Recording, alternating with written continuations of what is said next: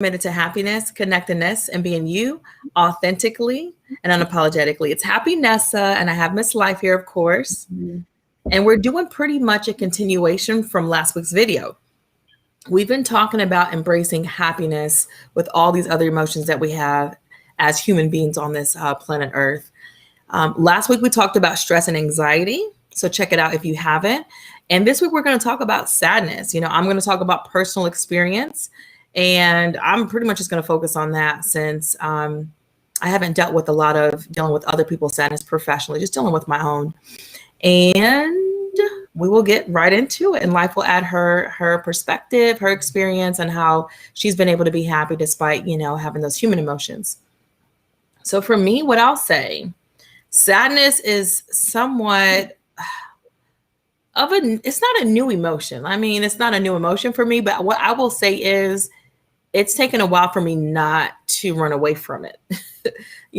I went so long in my life with not crying that often. I mean, crying, we don't need to compare. It just wasn't that often. Even when I felt the need, or maybe so I will say, I didn't always understand when I needed to cry. So to be even more specific, now I've realized when I get short-tempered and actually impatient and I feel kind of agitated, it is interesting to me that that's actually when I need to cry. Everyone's not the same, so I don't know if Life is going to have another example, but I'm telling y'all, when I go a few days or longer and I'm just like, wow, it's a different type of impatience that it's going to be hard for me to articulate, but it's literally this feeling. I can just feel it in me. It doesn't feel like sadness at first. But once I acknowledge that, okay, is this sadness? Maybe it could be sadness. I actually, at this point now, have my go-to cry songs. And since I am someone who's resisted being sad and allowing myself to be something other than happy for so long, I have to sometimes stir it up a little bit. So I go to my songs, and this is definitely not something I learned to do. It's just something I naturally just thought to do, and come to find out, I heard it's a very common thing. A lot of people have like their cry songs that they go to. So with that being said, on this journey of happiness, what we're trying to do is allow you to be you, be human. I know that a lot of us are on the spiritual path and we feel sometimes the highest level of happiness and joy and purpose, and that's beautiful. But a part of the reason why we chose being here on planet Earth is because we also enjoy the paradox, kind of the opposite, the polarities. It kind of makes you enjoy the happiness a little bit more when you felt a little bit of the sadness.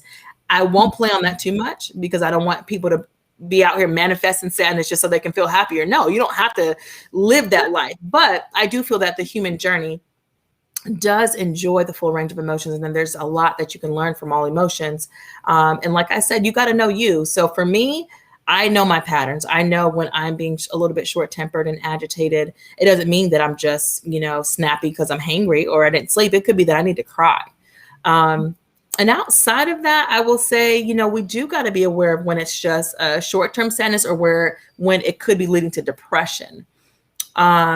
Depression is when it really starts to mess with your energy, when it really starts to mess with your daily activities, when you don't have motivation to do what you're used to doing. You might be sleeping, might want to sleep a lot longer. Your behaviors might change as far as behaviors that aren't as healthy for you. You're doing those more. You might feel more out of control. So with that being said, I am telling you to embrace all of your emotions, including sadness, but I also want you to be balanced. And I don't want you to allow an emotion that you can embrace to turn into something that is more long-term, is what I'll say. Mm-hmm. So how about you, Life? What has been your experience like with sadness, or how would you, articulate balancing happiness with other emotions as far as sadness?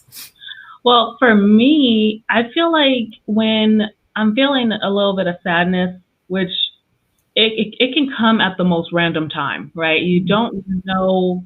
It doesn't always have to come from a specific reason. Sometimes for me, I've been just sad out of nowhere. And it's like, what is this? But when I feel it, what I do now is I acknowledge it, and I say, okay, I'm feeling sad right now. And then I try to feel around for why I might be sad. And I just go ahead. Sometimes I'll take a bath. That's one of my favorite things to do. Sometimes I'll burn some bay leaves or something that I love the smell of. I might go to sleep. You know, there's there's certain things that sometimes you can just give it time. You know, be patient with yourself. Forgive yourself. Sometimes it may be something from your past or something that you need to acknowledge.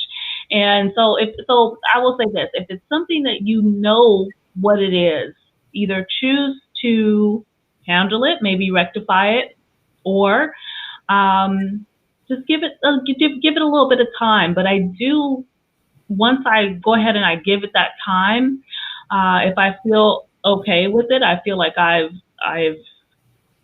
faced it or acknowledged it, then I'll turn around and I'll try to choose a better feeling thought. Like I don't revel in it. Like I don't try to stay there too long. And I know that's probably a very delicate balance, but over time you will learn, like you said, you will learn yourself and you will learn what works for you.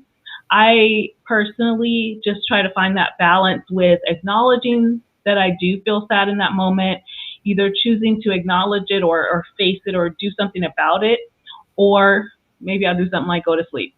So it just depends, I guess, on what it is, or if I even know in that moment what it is that's making me sad. Yes, those are great. You talked about so many great things. For me, 9 times out of 10, I've been able to find out what triggered me into sadness. One of the things that I'm aware of now is that our subconscious mind is aware of everything. So even if your conscious mind is like, I don't know that this is a death anniversary or this particular date has some significance in my past that was sad, even if your conscious mind doesn't even know, a lot of the time when you investigate, you'll be surprised. Like you're like, oh my goodness, I've been feeling sad for that reason. Or sometimes something happened to you while you were out and it seemed insignificant and random. But when you really reflect on it, you're like, wow, that really is sad. So that's a whole other video. We can talk about knowing your triggers and being able to pinpoint exactly what's causing it. And then I do want to remind people, again, I talked about this in the first video. Sometimes your sadness is not yours. On this spiritual journey, a lot of us are so empathic. We're so connected to the human journey in general, And so a lot of the times we're thinking it's our sadness and it's not necessarily ours. It might be someone else's specifically. It might be something that even this happens to me a lot, but I do my rituals now, but there could be something happening on a global scale or on a big scale, and you're not even consciously aware of it, but your soul knows something is going on. So I don't want to elaborate because I feel like that's a whole nother video, but to kind of piggyback off of what you said, as far as what you specifically do, I do my crying, and I feel now that I've embraced it, it's so cleansing. It's so cleansing once you get a good cry out sometimes. I was going to say, and gratitude. Gratitude is another one. That is something that some people, if you're that sad or if you're feeling some negative emotion, sometimes it's hard to go to gratitude, but in due time, I'm not saying, all of this has to happen right now, but in due time, you will get to the point where after you have a good cry or after you acknowledge your sadness, then you go back to, wow, but I'm still grateful. Maybe this is making me sad, but let me focus on something else that I am grateful for. And then that helps balance out your emotions. Then within it's, you know what I'm saying? So yeah, that's been my experience. Yeah, that's been my experience with how to balance sadness. And yeah, it's rewarding. It feels good to not feel bad about feeling bad.